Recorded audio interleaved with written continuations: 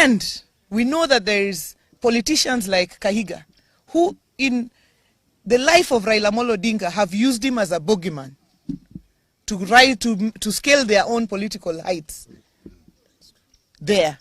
But it is shocking that they continue to make Raila a bogeyman in his death. And what I know is that Kahiga does not speak for himself. Kahiga is the spokesperson of Rigathi Gachagua. Rigathi Gachagua mocked Raila's illness and asked whether he was a virus and whether Kalonzo was a bacteria. To date, Rigathi Gachagua is yet to mourn Raila Odinga. Raila Odinga, who braved political tensions to go and mourn his brother, the late Nderitu Gachagua.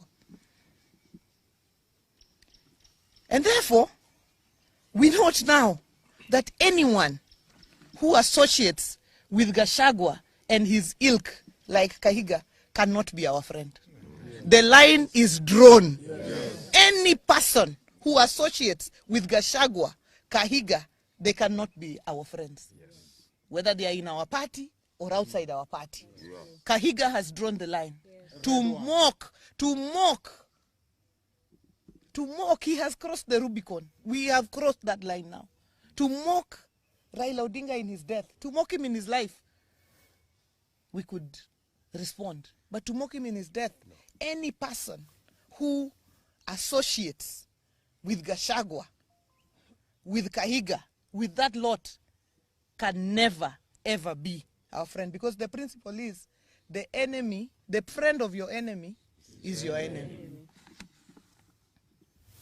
This morning at 9 o'clock, we have a meeting of the Council of Governors. And I, as the chairperson of the party, will be moving a motion to remove Kahiga as the vice chairman of the Council of Governors. Yeah. He can lead in his village, but he cannot lead us at a national level. That's true. I want to ask my colleagues, Anthony and Jared, and the leadership of the Assembly, if they have something to add. Ladies and gentlemen, we are shocked beyond words by the reckless statements as advanced by Kahiga. We all know that he revels in death because he's a beneficiary of death. Without the death of Dr. Gakuru, Kahiga would be nobody and would be nothing. So anything touching on death, he seems to take great pleasure out of. But as a community, we just want to remind him, because his memory is so short, that we have been out of government since time immemorial, but we've always been here. The only government that has given us full recognition is this of President William Samoei Ruto. And as my chair has ably said, the line has been drawn. We will not seek any friendship with Gachagua and his surrogates, because again, we are privy to a meeting that was held yesterday between Gachagua, Kahiga, and some of their ilk that came up with the deliberations to have that statement made as it was. As a community, we have absolutely no problem with our Kikuyu brothers and sisters. We marry them, we work with them, we associate with them. We've got friends all across the Mount Kenya region. But Kahiga and Gachagua, as we go into our next elections, Baba put us into this government, and we have to make that very clear. And this government, we shall stay.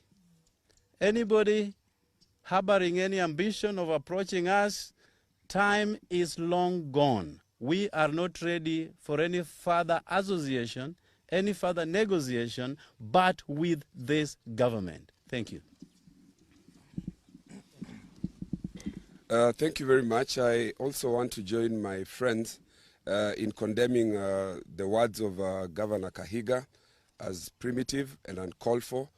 You will recall that Gachagua, and I agree with our governor here when he says that the owner of this dog, and permit me for using that word, is Rigathi Gachagua himself. So we must place this filth at the doorsteps of Honorable Rigathi Gachagua.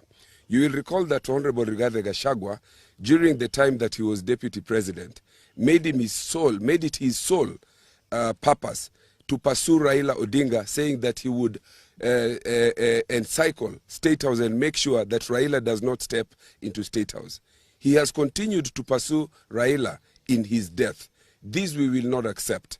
We will not accept this because Governor Rigathi Gachagua himself was a beneficiary. The Constitution 2010, in which he stepped in as deputy president, was as a result of the sweat and blood of Raila Amolo Odinga. Same to the governor of Nyeri County. So we are saying here today that the president and the people of Nyanza should be proud. They should not be made to feel ashamed for any affirmative action that is extended to the people of any region. The people of a particular region who have benefited over the years as a result of skewed application of resources should allow the Constitution, which is under Article 10, to benefit and to be equalized. These are principles, foundational principles under the Constitution. They talk about the question of equity, they talk about the question of equalization and affirmative action. So whatever it is that the people of this region and the people of any other region benefit from as a result of trying to be equalized is not something that people should be ashamed of. And to use this to try to mock a person who has suffered for this country at a time that he has died is extreme. We condemn it in the strongest possible terms. I want to associate myself completely with the remarks that were made. I want to condemn in the strongest terms possible the reckless statement by Governor Kahiga. And I want to say that not even the words alone, but the people who are supporting Kahiga and his team, clapping and cheering on his statements, that is very reckless. I want to say that I want to associate this one to somebody who talked about a farmer who died, and the baboons and the monkeys were clapping and cheering that finally the person who had been chasing us away from the farm is dead. Please, watch your statements. Very soon you will understand that the same farmer that you are cheering that is dead is the person who prepared or planted the crops that you are going to benefit from. Kahiga, you are a beneficiary of devolution. And not a single Kenyan do not understand that the pioneer of devolution is Raila Amolo Odinga. So you should be the last person to be happy or to cheer when we have lost Raila Amolo Odinga, who is the father of devolution. I call upon our friends in Mount Kenya, please, desist from associating yourselves with the likes of Gachagua and the likes of Kahiga. You are going to be misled.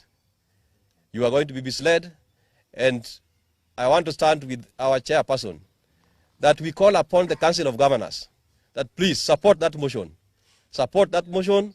We do not want Kahiga to be the deputy vice chair of the Council of Governors. You cannot be misleading the country and still you purport to be leading us in the Council of Governors. Thank you. Thank you.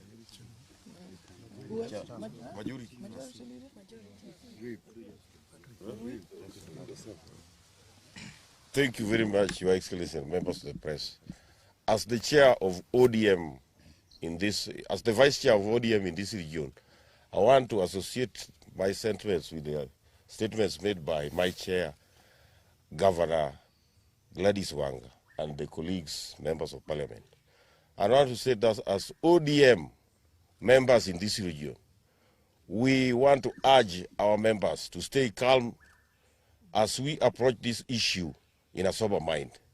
We heard yesterday that Gachagua and his team were supposed to pay homage to the home of Raila Amolo Odinga.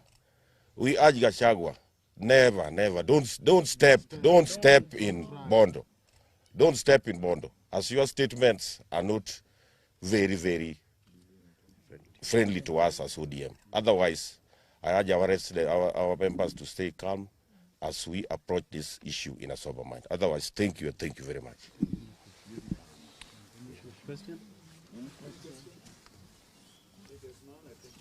Thank you very much.